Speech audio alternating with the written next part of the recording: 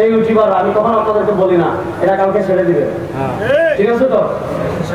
না ছাড়লে খবর আছে। শুনেন, দেখেন নারী বিষয়ক সংস্কার কমিশনের প্রতিবেদন, মানে একটা কমিশন করেছে যে কমিশন হলো নারীদের আইনগুলো সংস্কার করবে। আচ্ছা বলেন, এদেশের বেশিরভাগ নারী ধর্মীয় না শাহবাগী? বেশিরভাগ নারী শাহবাগী না মায়ের ধর্মীয়। এদেশের বেশিরভাগ মানুষ ধর্ম পালন করে কি করে না? আপনি রাস্তা দিয়ে হাঁটবেন, দেখবেন একজন নারীর উন্নাটা গলায় রাখা, কিন্তু যখনই হুজুর থেকে টানে মাথার উপর তুলে দেয়। এদেশের মানুষ মহিলা কপালে টিপ করে বের হয় 1% না। আপনি শাহবাগী 1% নয় সারা দেশে, 99% মুসলমান মহিলাদের ধর্মকে ফলো করে। প্রশ্ন হলে আপনি যদি মহিলাদের সংস্কার করতে চান, তাহলে দেশের সংখ্যাগুলো যে নারীরা আছে তাদের প্রতিনিধি থাকার দরকার আছে না নাই? সবটা শাহবাগী। এই শাহবাগীরা, এই শুনেন যুবকরা, এই শাহবাগীরা নারী বিষয়ের সংস্কার কমিশন প্রতিবেদন, দেখেন কত বড় প্রতিবেদন জমা দিছে, 318 পৃষ্ঠা। কয় পৃষ্ঠা? এখন এই 318 পৃষ্ঠা মাত্র 1000 পৃষ্ঠা দেশটা তোর বিষয়, কিন্তু লিখছে কি জানেন? আমি আপনাদেরকে একটু পড়ে শোনাই, একদম ভূমিকা থেকে পড়ে শোনাই। দেখেন 1 নাম্বার লিখতেছে যে আমাদের দেশে নারীরা বৈষম্যের শিকার কেন হয় জানেন? কি লিখতেছে আমি আপনাদের একটু পড়ে শোনাই। ভূমিকা, এই যে 33 নম্বর পৃষ্ঠা, ভূমিকা। বাংলাদেশের সংবিধানে জনপরিসরে নারী ও পুরুষের সমতা নিশ্চিত করা হয়েছে, তবে ধর্মভিত্তিক পারিবারিক আইনে নারীর প্রতি বৈষম্য বিদ্যমান। ইসলামের যে পারিবারিক আইন, ধর্ম, এই ইসলামের পারিবারিক আইনে নাকি নারীর প্রতি বৈষম্য বিদ্যমান। আচ্ছা, কেউ যদি বলে ইসলামে নারীর প্রতি বৈষম্য আছে, ইসলাম নারীর প্রতি বৈষম্য করেছে, ইমান আছে না গেছে? এরপরে কি লিখেছে জানেন? লিখেছে যেমন বিয়ে, তালাক, অবিবাহিতত্ব ও উত্তরাধিকার, তাছাড়া অন্যান্য আইনেও নারীর প্রতি বৈষম্যমূলক বিধান রয়েছে। মানে ইসলামী শরিয়ায় বিশেষ 4টা জায়গায় নারীর প্রতি বৈষম্য করেছে। 4 জায়গা কি? বিয়ে, তালাক, অভিভাবকত্ব, উত্তরাধিকার। বিয়ের ক্ষেত্রে ইসলাম নারীর প্রতি বৈষম্য করেছে, তালাক দেওয়ার ক্ষেত্রে ইসলাম নারীর প্রতি বৈষম্য করেছে, অভিভাবকত্ব ওয়ালায়াত এর ক্ষেত্রে ইসলাম নারীর প্রতি বৈষম্য করেছে, উত্তরাধিকার সম্পদ পাওয়ার ক্ষেত্রে ইসলাম নারীর প্রতি বৈষম্য করেছে। এরপরে বলেছে শুধু এই 4 জায়গায় না, এই 4 জায়গায় তো আছে, এই 4 জায়গা ছাড়াও আরো অনেক জায়গায় ইসলাম নারীর প্রতি বৈষম্য করেছে। নাউজুবিল্লাহটা বড় আস্তে বললেন, আরো আস্তে বলেন। এরপরে এই আরামদাদিরা কি লিখছে শুনে শুনেন, লিখেছে ধর্মীয় বিধানের ভিত্তিতে, শুনে মনোযোগ দিয়ে শুনেন, ধর্মীয় বিধানের ভিত্তিতে পরিচালিত ব্যক্তিবাচক আইনগুলো নারীদের জন্য বিশেষ বৈষম্য সৃষ্টি করেছে। এই যে নারীর যে পারিবারিক আইন আছে আমাদের দেশে ইসলামের, এগুলোর আইন নারীর প্রতি বৈষম্য তৈরি করেছে, এটা লিখছে এখানে। এবার আরেকটু শুনেন, আরেকটা আমি আপনাদেরকে পড়ে শোনাই। সংবিধান ও আইনের সংমিশ্রণে একটি দেশের রাজনৈতিক, সামাজিক ও অর্থনৈতিক রূপরেখা গঠিত হয়, যা একটি গণতান্ত্রিক রাষ্ট্রের জন্য অত্যন্ত গুরুত্বপূর্ণ ও অপরিহার্য। সংবিধানের 28 অনুচ্ছেদের অধীনে নারী ও পুরুষের বৈষম্যমূলক বিধান বিদ্যমান। বিশেষ করে এই লাইনটা বিশেষ করে শুনেন, মনোযোগ দিয়ে শুনেন। বিশেষ করে বিবাহ বিচ্ছেদ ও ভরণ পোষণের ক্ষেত্রে ধর্মীয় আইন অনুসরণ বাধ্যতামূলক হওয়ায় নারীরা বৈষম্যের শিকার হয়। ভরণ পোষণের ক্ষেত্রে, বিয়ের ক্ষেত্রে নারীরা বৈষম্যের শিকার হয় কেন? কারণ নারীরা ইসলাম মানে, অর্থাৎ তারা নারীরা বৈষম্যের শিকার হওয়ার 1 নম্বর কারণ বলেছে যে বাংলাদেশে নারীরা বৈষম্য শিকার হওয়ার 1 নম্বর কারণ হলো ধর্ম। নাউজুবিল্লাহ বাড়িতে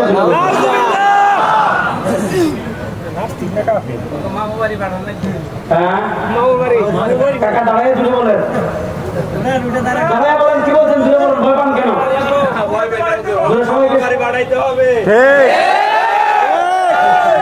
মামুর বাড়ি দিল্লি বাড়াই লাগবে।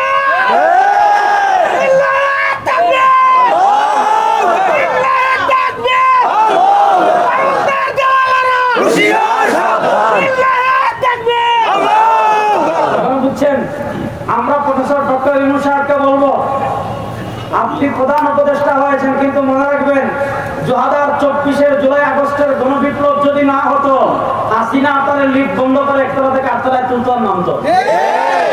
আপনার এতদিন রায় হয়ে হয়তো কারাগারেও যাওয়ার সম্ভাবনা আপনার ছিল। 2024-এর জুলাই আগস্টের গণবিপ্লব কারা করেছিল আপনি ভুলবেন না।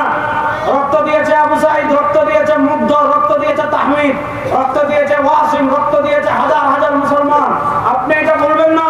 2024-এর জুলাই আগস্টের গণবিপ্লবে 2005 আগস্ট শেখ হাসিনা যেদিন পলায়ন করেছে, সেদিন ঢাকায় রাজপথে কারফিউ ভেঙে প্রথম যে লোক নেমে এসেছিল আমাদের নেতা মুফতি সৈয়দ ফয়জুল করিম।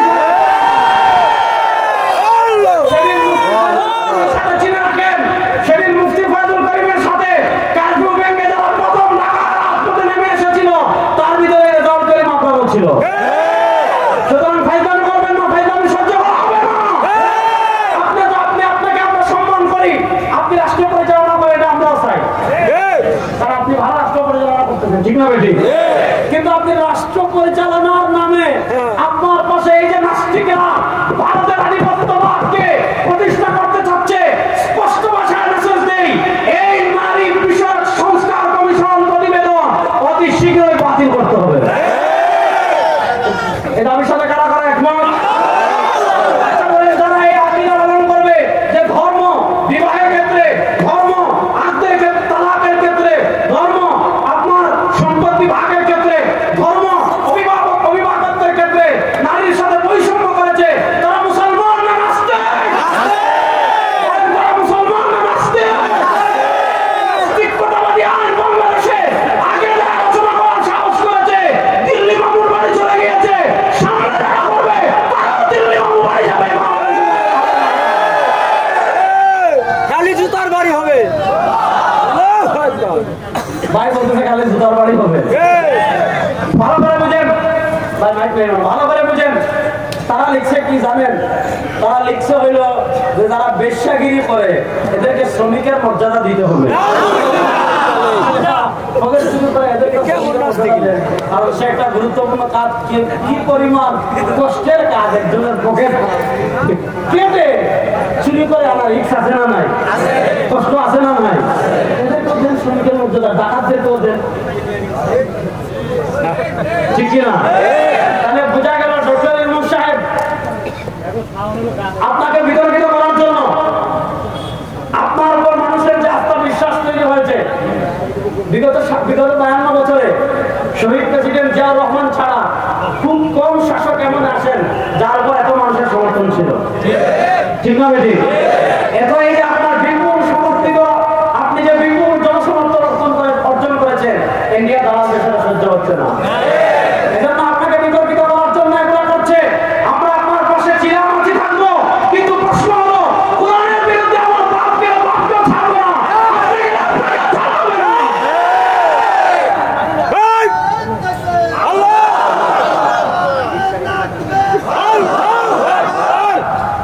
আর কিছু নাই। শেষ কথা ভালো করে বুঝেন, আমি আপনাদেরকে ইসলামকে বিজয় করে কালেমার বানানোর জন্য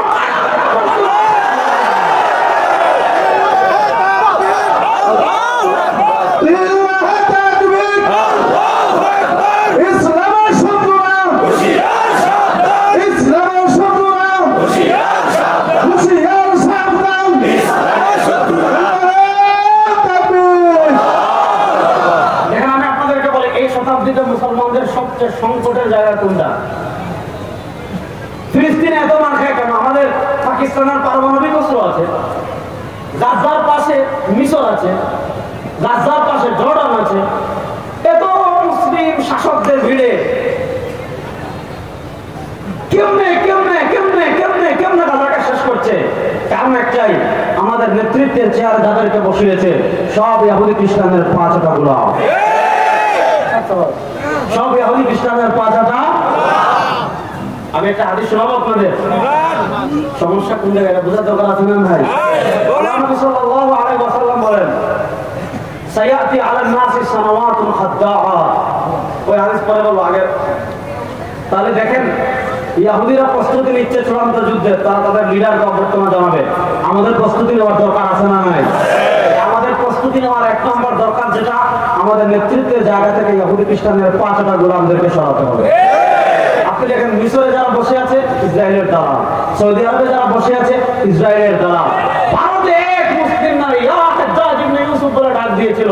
হাজ্জাজ ইবনে ইউসুফ ইরাক থেকে হিন্দুস্তানে বাহিনী পাঠিয়ে প্রথম ইসলামের পতাকা উড্ডীন করেছিলেন। আজকে গাজায় লক্ষ শিশু মুসলমানদেরকে ডাকছে, আজকে গাজায় লক্ষ নারী মুসলমানদেরকে ডাকছে, আজকে গাজায় লক্ষ যুবক মুসলমানদেরকে ডাকছে, অথচ গাজার পাশে দাঁড়ানোর মতো কেউ নাই। কেন নাই? এটা বোঝার দরকার আছে না নাই? নবী করিম সাল্লাল্লাহু আলাইহি ওয়াসাল্লাম সহিহ বুখারী শরীফের হাদিস, আল্লাহ নবী সাল্লাল্লাহু আলাইহি ওয়াসাল্লাম বলেন, সায়াতি আলান নাসি সানাওয়াতুন খাদ্দাআত ইউসাদ্দাকু ফিহা আল-কাযিব ওয়া ইউকাযযাবু ফিহা আস-সাদিক ওয়া ইউ'তামানু ফিহা আল-খাইন ওয়া ইউখাব্বানু ফিহা আল-আমিন ওয়া ইয়াতাকাল্লামু ফিহা আর-রুওয়াইবিদা। قالوا وما الرُّوَيْبِضَةُ يا رسول الله؟ قال الرجل التافه يتكلم في أمر العامة। নবী করিম সাল্লাল্লাহু আলাইহি ওয়াসাল্লাম বলেছেন, আমার উম্মতরা শোনো, সায়াতি আলান নাসি সানাওয়াতুন খাদ্দাআ, সায়াতি আলান নাসি সানাওয়াতুন খাদ্দাআ, আমার উম্মার উপর অতি শীঘ্রই কিছু ধোঁকার বছর আসবে। কিসের বছর? ধোঁকার বছর। কিসের বছর? সায়াতি আলান নাসি সানাওয়াতুন খাদ্দাআ। প্রশ্ন হলো, বছর আবার ধোঁকার হয় কেমনে? পয়েন্ট। প্রশ্ন হলো, বছর আবার ধোঁকার হয় কেমনে? আল্লাহ নবী সাল্লাল্লাহু আলাইহি ওয়াসাল্লাম বছর ধোঁকার হওয়ার কারণ বর্ণনা করছেন, যে বছর ধোঁকার এজন্য হবে, ইউসাদ্দাকু ফিহা আল-কাযিব ওয়া ইউকাযযাবু ফিহা আস-সাদিক ওয়া ইউ'তামানু ফিহা আল-খাইন ওয়া ইউখাব্বানু ফিহা আল-আমিন। সমাজের অবস্থা চেঞ্জ হয়ে যাবে। সত্যবাদীকে মানুষ মিথ্যাবাদী মনে করবে, মিথ্যাবাদীকে মানুষ সত্যবাদী মনে করবে, আমানতদারকে মানুষ খিয়ানতদার মনে করবে, খিয়ানতদারকে মানুষ আমানতদার মনে করবে। আজকে আপনি জানেন, নেত্রীও চুর, নেত্রীর পোলাও চুর, নেত্রীর মেয়েও চুর, নেত্রীর বোনও চুর, নেত্রীর বোনের ছেলেও চুর। এরা রাষ্ট্রের হাজার হাজার কোটি টাকা বিদেশে পাচার করেছে, বিদেশে বেগমপাড়া তৈরি করেছে, এরা উন্নয়নের নামে হাজার হাজার কোটি টাকা বিদেশে পাচার করেছে, এরা ব্যাংক ডাকাতি করেছে, এরা শেয়ারবাজি ডাকাতি করেছে, এরা উন্নয়নের নামে রোডের বদলে বাস দিয়েছে। এই ধরনের চুরের বাচ্চা চুরের পিছনে আমাদের দেশের মানুষ স্লোগান দেয় না, চরিত্র ফুলের মতো পবিত্র।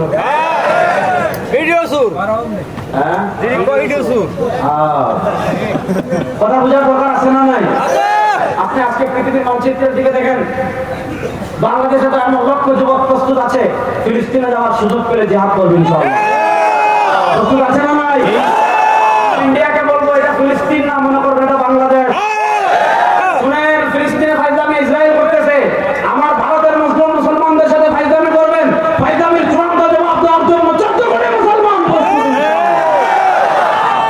প্রস্তুত আছেন না নাই? ইনশাআল্লাহ। আর আমাদের দেশের দিকে যে হাত বাড়ান, কেটে গাছে ঝুলাই দেবে ইনশাআল্লাহ বলেন। আমাদের দেশের দিকে যে পা বাড়াবে এই পানি আর ভারত যেতে পারবে না। এই মানচিত্রের জন্য জীবন দেওয়ার জন্য যুবকরা, এই দেশ এবং ইসলামের হেফাজতের জন্য জীবনের সর্বোচ্চ ত্যাগ করার জন্য যুবকরা প্রস্তুত আছেন না? আমরা কোন প্রসব থেকে ভয় পাই না। শুনে, যারা গরুর মুখ খায়, যারা গরুর দুধ খায়, তারা কোনো সমান না।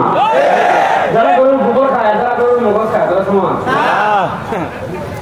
হিসাব তো সহজ, বলে না হিসাব? বলেন হিসাব। আপনি দেখেন আজকে নেতৃত্বের সংকট কোথায় আছে।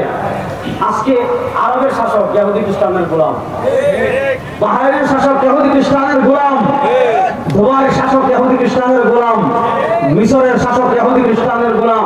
শুনুন সালমান, এই শতাব্দীতে বিপ্লবের ঢেউ লেগেছে পৃথিবীর প্রান্তে প্রান্তে। এই বিপ্লবের ঢেউ পুরো মুসলিম ভূখণ্ডে আছড়ে পড়বে। এই বিপ্লবের সূচনা হয়েছে আফগানিস্তান থেকে। সেখানে দেখেন আল ইমারাতুল ইসলামিয়া, ইসলামী রাষ্ট্র ব্যবস্থা প্রতিষ্ঠা হয়েছে। সিরিয়ায় ইসলাম বিজয় হয়েছে। আফ্রিকায় ইসলাম বিজয় হতে বেশি দিন নাই। ইনশাআল্লাহ বাংলাদেশেও ইসলামের পতাকা উঠতে আর বেশি দিন বাকি নাই।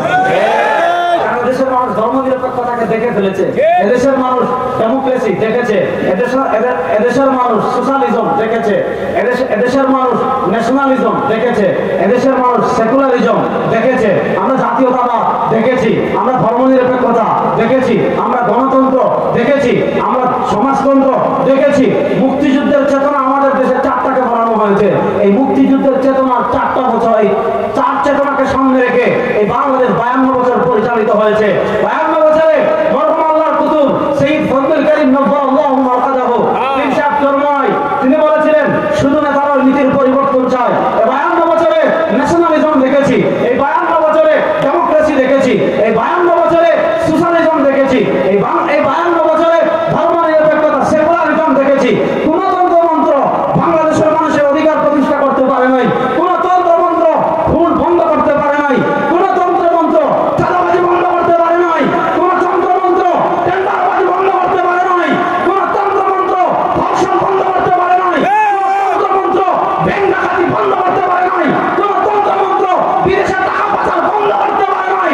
সব তন্ত্রমন্ত্রের খেলা বাংলাদেশে শেষ হয়ে গিয়েছে। একটা তন্ত্রমন্ত্র বাকি আছে, সেটার নাম ইসলাম। একটা তন্ত্রমন্ত্র বাকি আছে, সেটার নাম এক তন্ত্রমন্ত্র বাকি আছে, সেটার নাম এক তন্ত্রমন্ত্র বাকি আছে, সেটার নাম সেটার নাম আমাদের দেশের সংবিধান হোক, কোরআন আমাদের দেশের সংবিধান হোক, একমত আছেন না?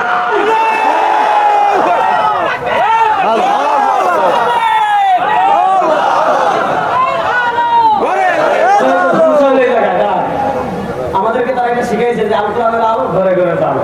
হ্যাঁ, আপনি কোরআনের আলো দাঁড়ান, কোরআনের আলো ঘরে ঘরে জ্বালেন, আমার আপত্তি নেই, ঘরে ঘরে তো জ্বালতেই হবে। তো কোরআনের আলোকে শুধু ঘরে জ্বালার জন্য আসছে? তারা আপনাকে শিখাইছে আল কোরআনের আলো ঘরে ঘরে জ্বালো। এবার তাদেরকে জিজ্ঞাসা ভাই আমি কোরআনের আলো ঘরে জ্বাললাম, সংসদ কাদের? বলো আমাদের। বিচার ব্যবস্থা কাদের? বলবো আমাদের। আপনি জিজ্ঞাসা করবেন অর্থনীতি কাদের? বলবে আমাদের। আপনি জিজ্ঞাসা করবেন সংবিধান কাদের? তারা বলবে আমাদের। আপনি কোরআনের আলো শুধু ঘরে জ্বালবেন, আর রাষ্ট্রে থাকবে ধর্মনিরপেক্ষতা, অর্থনীতিতে থাকবে সুদ, এরপরে সংসদে থাকবে ধর্মনিরপেক্ষতা, হাইকোর্ট সুপ্রিম কোর্টে থাকবে ব্রিটিশের আইন। না, এবার সময় এসেছে কোরআনের আলো যেমন ঘরে জ্বালবো, কোরআনের আলো সংসদে জ্বালার জন্য।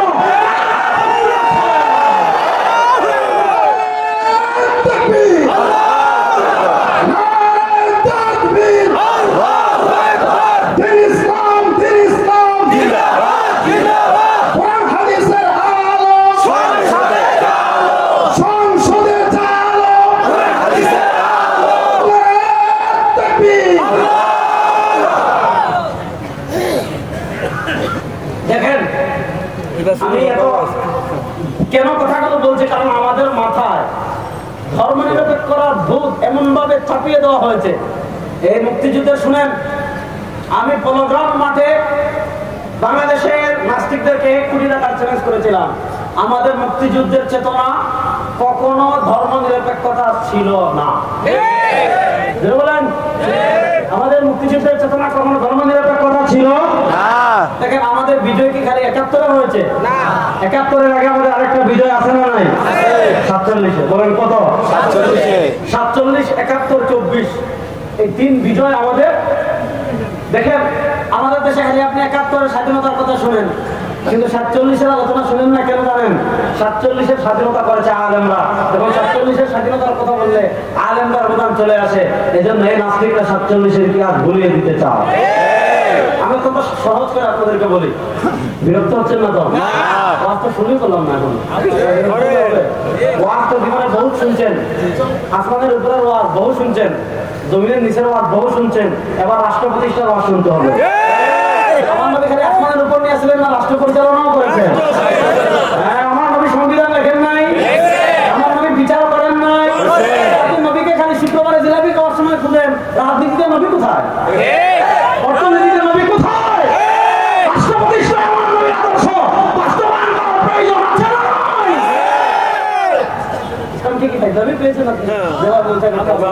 খুব ভালো করে বুঝেন, মনোযোগ দিয়ে বুঝেন। এই ভারত উপমহাদেশের মালিক আমরা ছিলাম 750 বছর। কয়শো বছর? বলে না, কয়শো বছর? হিন্দুরা ভারতের ক্ষমতায় আসার মাত্র 77 বছর হয়েছে। আমরা ছিলাম কয় বছর? দেখেন আমরা বেশি দিন হয় নাই, হারাইছি। বাড়াবাড়ি করবেন, আবার ফিরবো ইনশাআল্লাহ। আবার ফিরবে ভারত ইনশাআল্লাহ। যারাই আমাদেরকে মুছে দিতে চাইবে তারাই মুছে গেছে। তারা আছে মুঘলরা কোথায় আজকে কোথায় কেউ নাই আমরা ছিলাম আছি থাকবো ইনশাআল্লাহ ইনশাআল্লাহ বলেন আমি একটু ইতিহাসের পিছনে যাই 1803 সাল পর্যন্ত ভারত উপমহাদেশের ক্ষমতায় ছিল ইসলাম 1803 সালের আগ থেকে আপনারা জানেন আমরা যেমন এখন লন্ডনে যাই আমেরিকায় যাই ফ্রান্সে যাই স্পেনে যাই জার্মানে যাই মিডল ইস্টে যাই তৎকালীন যুগে ওই এলাকাগুলো থেকে মানুষ আমাদের ভারত উপমহাদেশ বাংলাদেশ ভারত পাকিস্তান এই 3 রাষ্ট্রে আসতো ব্যবসা করার জন্য ইস্ট ইন্ডিয়া কোম্পানি ব্যবসা করার জন্য এসেছে ছলে বলে চলে কৌশলে 1803 সালে তারা ক্ষমতা নিয়ে গেল ষড়যন্ত্র করে মনে করেন 1803 সালে যখন তারা ক্ষমতা নিয়ে গেল এরপরে ইতিহাস দীর্ঘ অনেকে বলে রাজাউদ্দিন মোটর কেন বড় গলার কথা বলে ফয়জুল করিম কেন বড় গলার কথা বলে মাহমুদুল হক কেন বড় গলার কথা বলে অমুক আলেম বড় গলার কথা বলে আরে বেটা আমরা এজন্য বলি কারণ ব্রিটিশের বিরুদ্ধে জিহাদ করেছেন আমাদের বাপদাদারা আমার বড় গলার কথা বলো তো কথা বলবো ঠিক না বেটি 1803 সালের পরে আস্তে আস্তে লড়াই শুরু হলো ব্রিটিশের বিরুদ্ধে 1833 সালে বালাকোট 1857 সিপাহী বিপ্লব 1866 দারুণ দেওবন্দ প্রতিষ্ঠা 150 বছর পর মনোযোগ 150 বছর পর 1947 ব্রিটিশ বিদায় নিল আপনারা দেখেছেন গত 15 বছরে ফ্যাসিস্ট আওয়ামী লীগ যখন রাষ্ট্র ক্ষমতায় ছিল মনে হইতো রাষ্ট্রটা হিন্দুদের ঠিক না বেটি সবকিছুতে হিন্দুরা ফেসিলিটি পেত ইস্ট ইন্ডিয়া কোম্পানি যখন এই উপমহাদেশের ক্ষমতায় ছিল ব্রিটিশরা যখন উপনিবেশ করে দেশের রাষ্ট্র ক্ষমতায় ছিল তখন হিন্দুরা জমিদারি পেত হিন্দুরা অফিসার হতো হিন্দুরা খাতা তোলার দায়িত্ব পেত হিন্দুরা ট্যাক্স তোলার দায়িত্ব পেত তো হিন্দুরা নানা কারণে হিন্দু জমিদাররা মুসলমানদের উপর জুলুম করত মুসলমানদের উপর জুলুম করত ব্রিটিশরা চলে যাওয়ার সময় যখন আসলো মুসলমানরা তখন বলল হিন্দুদের সাথে আর থাকবো না হিন্দুদের রাষ্ট্র হবে আলাদা মুসলমানদের রাষ্ট্র হবে আলাদা 1947 দুটো রাষ্ট্র হলো মুসলমানদের জন্য পাকিস্তান হিন্দুদের জন্য হিন্দুস্তান শুনেন 1947 14 অথবা 13 আগস্ট আমি তারিখটা ভুলে গেছি যেদিন পাকিস্তান হলো তখন পাকিস্তানের দুইটা পার্ট ছিল একটা পশ্চিম পাকিস্তান আর একটা হলো পূর্ব পাকিস্তান তো এই পাকিস্তান প্রতিষ্ঠার আন্দোলনের জন্য মুসলমানরা যখন সংগ্রাম করে যে আমাদের আলাদা দেশ হবে আমাদের আবাদ ভূমি হবে আলাদা যেখানে কোরআনের আলোকে চলবে শরিয়ার আলোকে চলবে তো মুসলমানরা যখন আলাদা আবাদ ভূমির জন্য আন্দোলন করেছে পাকিস্তানের জন্য আন্দোলন করেছে তখন মুসলমানদের মিছিল কি দিত মুসলমানদের মিছিলের মৌলিক স্লোগান ছিল পাকিস্তান কা মতলব क्या লা ইলাহা ইল্লাল্লাহ বলেন পাকিস্তান কা মতলব क्या লা ইলাহা ইল্লাল্লাহ বলেন না পাকিস্তান কা মতলব क्या লা ইলাহা ইল্লাল্লাহ জোরে বলেন না পাকিস্তান কা মতলব क्या লা ইলাহা ইল্লাল্লাহ লা ইলাহা ইল্লাল্লাহর উপর 1947 এ স্বাধীন হয়েছে শুনেন পাকিস্তান তখন দুই ভাগ ছিল এক ভাগ পূর্ব পাকিস্তান আমরা আর এক ভাগ পশ্চিম পাকিস্তান পূর্ব পাকিস্তানে স্বাধীনতার প্রথম পতাকা তুলেছেন আল্লামা জফর আহমদ উসমানী রাহিমাহুল্লাহ পশ্চিম পাকিস্তানে স্বাধীনতার প্রথম পতাকা তুলেছেন আল্লামা শাব্বির আহমদ উসমানী রাহিমাহুল্লাহ দুইজন আলেমের হাতে প্রথম স্বাধীনতার পতাকা উড়েছে 1947 থেকে 1971 এই সময়টা পাকিস্তানের আমাদের সাথে বৈষম্য করেছে কেমন বৈষম্য আমাদের এখানে কাগজ হতো তারা কাগজ ওপারে নিয়ে যেত ওখান থেকে খারাপ কাগজ দিত আমাদের এখানে ধান হইতো তারা নিয়ে খারাপ ধান দিত নানা বৈষম্যের কারণে 1971 মুক্তিযুদ্ধ হয়েছে ওই মুক্তিযুদ্ধে 3টা মৌলিক চেতনা ছিল বলুন হুজুর কোথায় পেয়েছেন মুক্তিযুদ্ধ শুরু হয়েছে 1971 সালের 26 মার্চ 1971 সালের 10 এপ্রিল মুজিবনগর সরকার প্রতিষ্ঠা হয়েছিল তারা স্বাধীনতার ঘোষণাপত্র পাঠ করেছিল তো মুক্তিযুদ্ধ শুরু হওয়ার মাত্র 14 দিন পর স্বাধীনতার ঘোষণাপত্র বলেছিল 3টা মৌলিক কারণকে সামনে রেখে আমরা মুক্তিযুদ্ধ করেছি 1 নম্বর সাম্য বলেন 1 নম্বর সাম্য বলেন 1 নম্বর সাম্য 2 নম্বর মানবিক মর্যাদা 2 নম্বর মানবিক মর্যাদা 3 নম্বর সামাজিক ন্যায় বিচার সুবিচার 3 নম্বর সামাজিক ন্যায় বিচার যখন মুক্তিযুদ্ধ চলে তখন ঘোষণাপত্র বলেছে 3টা চেতনাকে সামনে রেখে মুক্তিযুদ্ধ করছি সাম্য মানবিক মর্যাদা সামাজিক সুবিচার। মুক্তিযুদ্ধ শেষ, 71-এর 16 ডিসেম্বর দেশ স্বাধীন হয়ে গেল। দেশ স্বাধীন হওয়ার 1 বছরের পর 72-এ ভারতে গিয়ে সংবিধান লিখেছে। ওই 72-এর সংবিধান যখন লিখেছে তখন না সাম্য, না সামাজিক মর্যাদা, না ন্যায় বিচার, না সামাজিক সুবিচার, সাম্যও নাই, মানবিক মর্যাদাও নাই, সামাজিক সুবিচার নাই। ভারতে গিয়ে সংবিধান লিখে চেতনা লিখছে 4টা। এটা হলো গণতন্ত্র, আর হলো ধর্মনিরপেক্ষতা, এটা হলো জাতীয়তাবাদ, আর হলো সমাজতন্ত্র। আমরা বলি তোমার বাপের মাথা। এই 72-এ ভারতের সংবিধান লেখা হয়েছে, ওই সংবিধান আমরা মানি না। বলেন আমাদের কাছে সংবিধান বড় না কোরআন বড়? হ্যাঁ, সংবিধান বড় না কোরআন বড়? সংবিধানে আল্লাহ কোরআনের বিরুদ্ধে আইন করবেন, ওই আমরা মানি না। সংস্কারের বিরুদ্ধে বাংলাদেশে ইসলামের দিকে হাত তুলবেন, ওই দিন আর বাকি নয়। বাংলাদেশে আমার একটা তামাশা শুরু হয় নাই? আমি আপনাদেরকে দেখাই, আমি তো বই নিয়ে আসছি, এই যে দেখেন। আচ্ছা বলেন, খুব ভালো করে বুঝেন, খুব ভালো করে বুঝেন, শুনেন। এই যে 2024-এর জুলাই আগস্টের গণবিপ্লব হলো, এই বিপ্লব শাহবাগীরা করছে? শাহবাগীরা করতে ঢুকছে, এখনো তো পাওয়া যাচ্ছে না। জাফর ইকবাল করতে ঢুকছে, পাওয়া যাচ্ছে না। মুক্তিযুদ্ধের চেতনা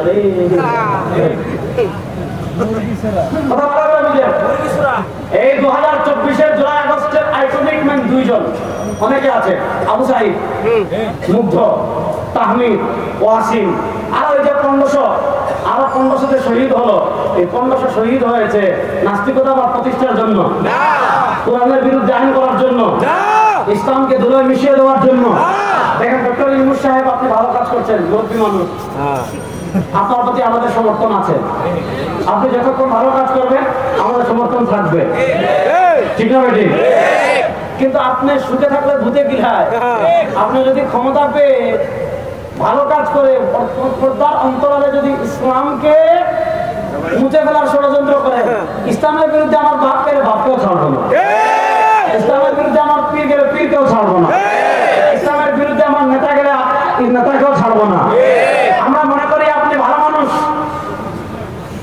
আপনি ভালো মানুষ, কিন্তু আপনার আশেপাশে 2-4টা নাস্তিক বসে গিয়েছে, আপনার আশেপাশে 2-4টা সন্ন্যাস বসে গিয়েছে, যারা আপনার আকাশচুম্বী জনপ্রিয়তাকে মাটির সাথে মিশিয়ে ভারতের এজেন্ডা বাস্তবায়ন করতে চায়। এই দিল্লির দালাল আপনার আশেপাশে বসে গিয়েছে, যারা আপনার জনপ্রিয়তাকে মাটির সাথে মিশিয়ে ওই ভারতের আধিপত্যবাদকে আবার প্রতিষ্ঠা করার জন্য ইসলামের দিকে আঙ্গুল তুলেছে। কি কাজ করেছে জানেন? কি কাজটা করে, যেটা বোঝার দরকার আছে না নাই? কথা বলেন, দরকার আছে না নাই? দেখেন, তারা বলে নারী আমাদের সমাজের বৈষম্যের শিকার। এখন একটা কমিশন গঠন করেছে, যেটা হলো নারী বিষয়ক সংস্কার কমিশনের প্রতিবেদন। সহজ করে বলে যায়, তারা আমাদের মাথায় ঢুকিয়ে দিয়েছে ধর্মনিরপেক্ষতা। ধর্মনিরপেক্ষতা ব্যাখ্যা করে আজকে আমাদের থেকে বিদায় নেব। মনোযোগ, আসেনি আমার সাথে? আমাদের ধর্ম আর অন্যান্য ধর্মের ভিতর পার্থক্য আছে না নাই? দেখেন, হিন্দু ধর্ম আমাদের ধর্মের পার্থক্যের জায়গা বোঝায়। খ্রিস্টান ধর্ম বা ইসলাম আগে মতো আছে, আপনি আগে বলতেছেন, সমস্যা নেই। আগে যেভাবে ছিল ওইভাবে রাখো, কমায় রাখো, এদিকে কমা, বাহিরে বাড়া, শোনা যায়। আর মাইক না থাকলেও আওয়াজ হবে ইনশাআল্লাহ। মাইক ছিল না, তখন আওয়াজ ছিল না, মাইক দিয়ে কি করবেন, সমস্যা নেই, শুনলেই হয়েছে। আমার কথা শুনে আমি দূরে কথা বলতেছি, ওর পিছন থেকে মাইক না হলে শোনা যাবে, ঠিক না? ঠিক কথা ভালো করে বুঝেন। আমাদের ধর্ম আর অন্যান্য ধর্মের পার্থক্যের জায়গাটা আমি বুঝে। হিন্দু ধর্ম অনুষ্ঠান নির্ভর ধর্ম, খ্রিস্টান ধর্ম অনুষ্ঠান নির্ভর ধর্ম। হিন্দু ধর্ম অনুষ্ঠান নির্ভর ধর্ম কেমনে জানেন? যখন পূজার সময় আসবে, মূর্তি বানাবেন, প্রাসাদ বানাবেন, খাবেন, 3-4 দিন উৎসব করবেন, তারপরে কাকে মূর্তি তুলে নেচে নেচে নেচে নেচে নেচে নেচে একদিন মূর্তি নদীতে ফেলাই দিবেন। ঠিক আছে, প্রশ্ন হলো তার ধর্মের পূজা আছে, উৎসব আছে, এখন সে হাঁটবে কেমনে? তার ধর্ম মাথা কামায় না, যেভাবে মন চায় হাঁটো। সে খাবে কেমনে? তার ধর্ম মাথা কামায় না, যেভাবে মন চায় খাও। সে ঘুমাবে কেমনে? তার ধর্ম মাথা কামায় না, যেভাবে মন চায় ঘুমাও। সে ব্যবসা করবে কেমনে? তার ধর্ম মাথা কামায় না, যেভাবে মন চায় ব্যবসা করবে। সে রাজনীতি করবে কেমনে? যেভাবে মন চায় করো, তার ধর্ম মাথা কামায় না। সে রাষ্ট্র পরিচালনা করবে কিভাবে? যেভাবে মন চায় করো, তার ধর্ম মাথা কামায় না। সে সংসদ চালাবে কেমনে? তার ধর্ম মাথা কামায় না, যেভাবে মন চায় চালাও। খ্রিস্টানদের রাজ্য পরিচালনার মৌলিক মূলনীতি ছিল গির্জা গির্জা, ধর্ম থাকবে ধর্মের জায়গায়, রাষ্ট্র থাকবে রাষ্ট্রের জায়গায়। রাষ্ট্র কেমনে চলবে? ধর্ম মাথা কামাবে না। রাষ্ট্রের সংসদ কেমনে চলবে? ধর্ম মাথা কামাবে না। রাষ্ট্রের ক্ষমতায় কারা আসবে? ধর্মের মাথা কামাবে না। রাষ্ট্রের আইন কি হবে? ধর্ম মাথা কামাবে না। রাষ্ট্রের সংবিধান কি হবে? ধর্ম মাথা কামাবে না। রাষ্ট্রের অর্থনীতি কি হবে? ধর্ম মাথা কামাবে না। তাহলে ধর্ম কোথায়? খ্রিস্টানরা বলে গির্জা, হিন্দুরা বলে মন্দিরে। এর বিপরীত আমাদের ইসলাম। আমি হাঁটবো কেমনে? ইসলামে আছে না নাই? বলেন। আমি খাবো কেমনে? ইসলামে আছে না নাই? আমি ঘুমাবো কেমনে? ইসলামে আছে না নাই? আমি বাথরুমে যাবো কেমনে, বের হবো কেমনে? ইসলামে আছে না নাই? আমি ব্যবসা করবো কেমনে? ইসলামে আছে না নাই? আমি রাজনীতি করবো কেমনে? এটা ইসলামে নাই। বলেন। আমি রাজনীতি করবো কেমনে? ইসলামে আছে না নাই? আমি সংসদ চালাবো কেমনে? ইসলামে আছে না নাই? আমি হাইকোর্ট সুপ্রিম কোর্ট চালাবো কেমনে? ইসলামে আছে না নাই? আমি রাষ্ট্র চালাবো কেমনে? ইসলামে আছে না? এবার আমাদের মাথায় ঢুকাই দিতে ধর্ম নিরপেক্ষতা মানে বলে ধর্ম থাকবে ঘরে, বলে ধর্ম থাকবে মসজিদে, ধর্ম থাকবে খানকায়, রাষ্ট্রে ধর্মের কোনো দরকার নাই। এই চিন্তা আমাদের না খ্রিস্টানদের? এই চিন্তা আমাদের না হিন্দুদের? রাষ্ট্র কেমন চলবে? ইসলামে আছে না নাই? রাষ্ট্র একবার ইসলাম অনুযায়ী চলবে, এই দাবির সাথে কারা কারা একমত আছেন? ইনশাআল্লাহ বাংলাদেশের সংবিধান একবার কোরআন অনুযায়ী হবে, এই দাবির সাথে একমত আছেন না নাই? শেষ মেসেজ দিয়ে যায়, পৃথিবীর দিকে দিকে বিপ্লবের ঢেউ উঠেছে, সেটা ইসলামী বিপ্লব। আফগানিস্তানে হয়েছে, সিরিয়ায় হয়েছে, আফ্রিকায় হচ্ছে। বাংলাদেশের মুসলমান প্রস্তুতি নেন, সবাই আর বেশি দিন বাকি নয়। বাংলাদেশের সংসদে ইসলামের বিজয় হবে, কালেমার বিজয় হবে, কোরআনের বিজয় হবে, বলে ইনশাআল্লাহ। শুনেন, আমরা বহুকে দেখেছি, আর আমরা কোন তন্ত্রমন্ত্রের দিকে যেতে চাই না। এবার সব আলেমরা ঐক্যবদ্ধ হবেন, সব ইসলামী রাজনীতিবিদ ঐক্যবদ্ধ হবেন, সব ইসলামের নেতৃবৃন্দ ঐক্যবদ্ধ হয়ে আপনাদেরকে আহ্বান করবেন, no democracy, no nationalism, no আপনার ধর্ম নিরপেক্ষতা না, আর কোন তন্ত্রমন্ত্র না। একবার এই কারণে ইসলামকে বিজয় করবো, প্রস্তুত আছেন না? আল্লাহ তাআলা ইসলামের পক্ষে কাজ করার তৌফিক দান করুন। আল্লাহ তাআলা দিন বিজয়ের মেহনতে শরীক হওয়ার তৌফিক দান করুন। চূড়ান্ত লড়াইয়ের প্রস্তুতি নেন। ভারতের আধিপত্যবাদী শক্তির বিরুদ্ধে লড়াই হবে, ইসরায়েলের ইহুদি শক্তির বিরুদ্ধে লড়াই হবে। ইনশাআল্লাহ সময় আর বেশি দিন নয়, ইসরায়েলকে কুত্তা পিটা করে বায়তুল মাকদিস আবার বিজয় হবে। সেই চূড়ান্ত লড়াইয়ের জন্য যুবকেরা এখন থেকে প্রস্তুত আছেন? মুরব্বীরা প্রস্তুত আছেন? ইনশাআল্লাহ সময় আর বেশি দিন বাকি নাই। আমাদেরকে কেউ হারাতে পারে নাই। আফ্রিকা, ইসরায়েলও পারবে না, আমেরিকা পারবে না, ভারতও পারবে না। আল্লাহ তাআলা দিন বিজয়ের মেহনতে শরীক হওয়ার তৌফিক দান করেন। দেখা হবে, কথা হবে না, সব তো হবে আল্লাহ। আগামী 30 তারিখ জাতীয় বাংলা শাখায় মত পরিষদের উদ্যোগে এই নারী বিষয়ক সংস্কার কমিশনের বাতিল এবং আমাদের করণীয় শীর্ষক জাতীয় সেমিনারের আয়োজন করা হয়েছে। আমাদের নেতা মুফতি সৈয়দ রেজাউল করিম বিশ্বাস চরমনাই থাকবেন, মহান জামাত ইসলামের আমির থাকবেন, আমাদের খেলাফত মজলিসের আল্লামা মাহমুদুল হক থাকবেন, বাংলাদেশ খেলাফত মজলিসের আহমদ আব্দুল কাদের সাহেব থাকবেন, জমিয়তুল আনসার মঞ্জুর ইসলাম আফেন্দি সাহেব থাকবেন, আর জাতীয় নেতৃবৃন্দ থাকবেন, মাওলানা সাফাত হোসেন রাজি সাহেব থাকবেন। আপনারা সবার দাওয়াত। ছোট হতো সবাই গেলে জায়গা হবে না, যারা যেতে পারেন যাবেন, আর যারা যেতে পারেন না দোয়া করবেন।